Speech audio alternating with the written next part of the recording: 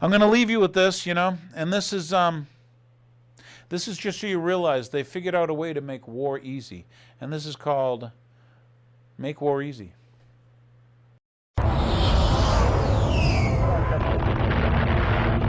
This is what the war in Vietnam is all about. We maintain our strength in order to deter and defend against aggression, to preserve freedom and peace. Our desire for peace. The United States wants peace.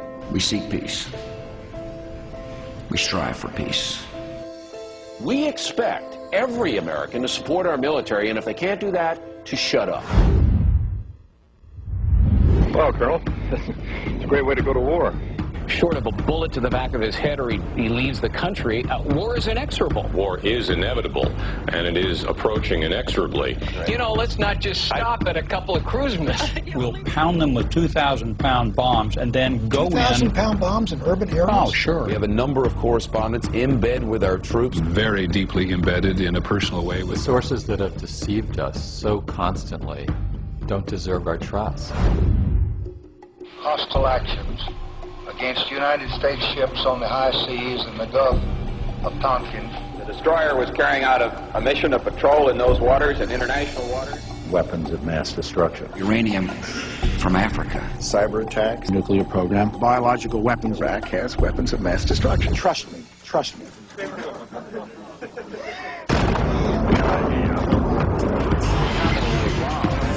We're not leaving so long as I'm the president. That would be a huge mistake. If this little nation goes down the drain and can't maintain her independence, ask yourself what's going to happen to all the other little nations. It would not bring peace. It would bring more war.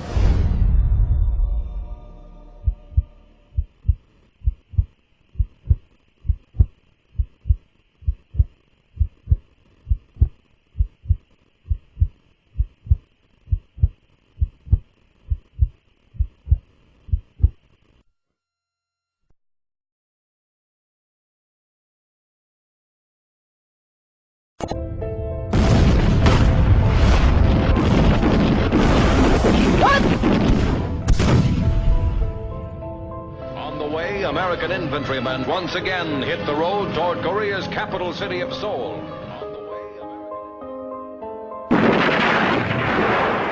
U.S. Marines were ordered into the Dominican Republic. As a rebel, meanwhile, the U.S. Marines have also taken center stage in South Vietnam. This is what the war in Vietnam is all about. First wave of Marines landed at Grenada, encountering some 1,200 U.S. Marines would land at Grenada for several days. Civilians were terrified during last night's heavy bombing raid. Breaking story, President Bush's decision to neutralize Panama's General Manuel Noriega. Saddam Hussein's reign of terror is over. Of the war in Iraq. Since World War II, we have seen a dramatic escalation in United States military actions around the globe, ranging from missile strikes and rapid troop deployments to all-out wars and occupations.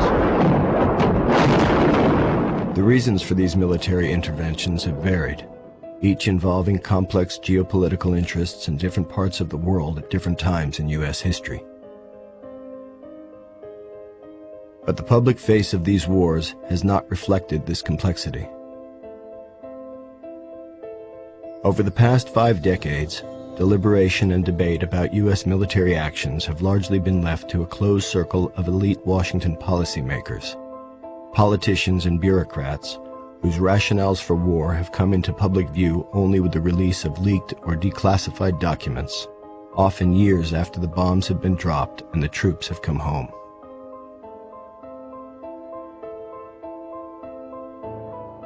In real time, officials have explained and justified these military operations to the American people by withholding crucial information about the actual reasons and potential costs of military action, again and again choosing to present an easier version of war's reality, a steady and remarkably consistent storyline designed not to inform, but to generate and maintain support and enthusiasm for war.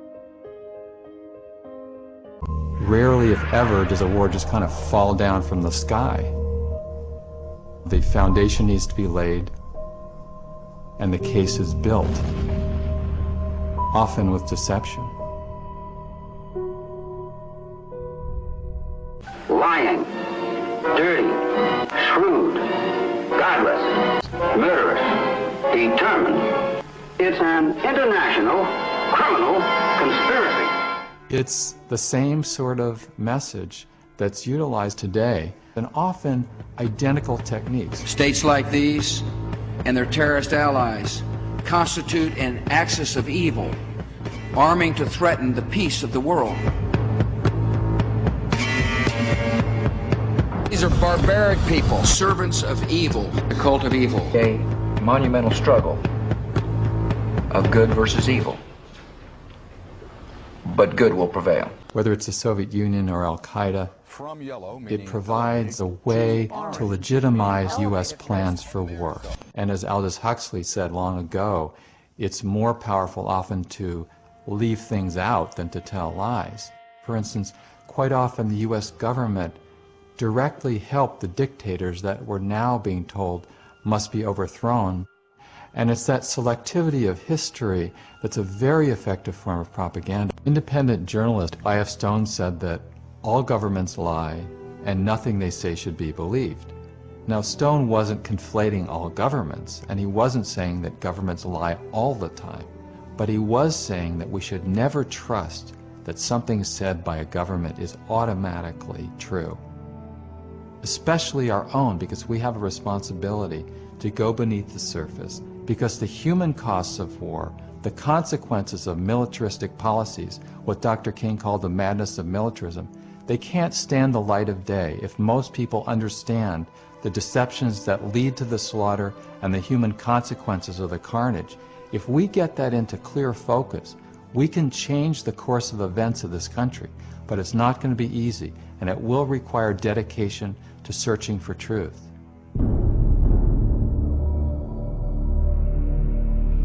A time comes when silence is betrayal. That time has come for us, even when pressed by the demands of inner truth. Men do not easily assume the task of opposing their government's policy, especially in time of war. And I knew that I could never again raise my voice against the violence of the oppressed in the ghettos without having first spoken clearly to the greatest purveyor of violence in the world today, my own government.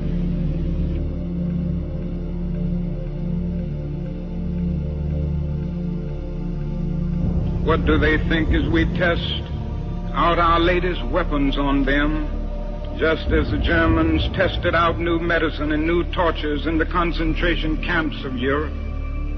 Now that is little left to build on save bitterness. We are met by deep but understandable mistrust. To speak for them is to explain this lack of confidence in Western words, and especially that distrust of American intentions now. The world now demands a maturity of America that we may not be able to achieve. This way of settling differences is not just. A nation that continues year after year to spend more money on military defense than on programs of social uplift is approaching spiritual death. Somehow this madness must cease. We must stop now. I speak as one who loves America. To the leaders of our own nation, the great initiative in this war is ours. The initiative to stop it must be ours. So now you know how they do it to you. Now they know how you get you into wars based on lies. They're really good at selling this. These people that control your media, they control your banks, are economically taking your country down. These globalist bankers have hijacked your government. I don't think it's your government anymore. It's not mine. They don't listen to us. It's not for the people, by the people. It's not our military anymore. They don't fight for us. We weren't under attack. We weren't threatened. Our military doesn't fight for us. Our military fights now for these globalist banksters who rip you and your grandchildren off. Yet you men in this town, where is your testosterone? So I will say this, God bless you. God bless your family. God bless this constitutional republic. You are the resistance. Down with these New World Order globalist banksters who are eugenicists and, by the way, happen to be poisoning you and your family. With that, come on, men. It's time to start defending freedom. That's what you should be teaching your children, not whether or not it's March Madness. So I leave you with that. Thank you for watching.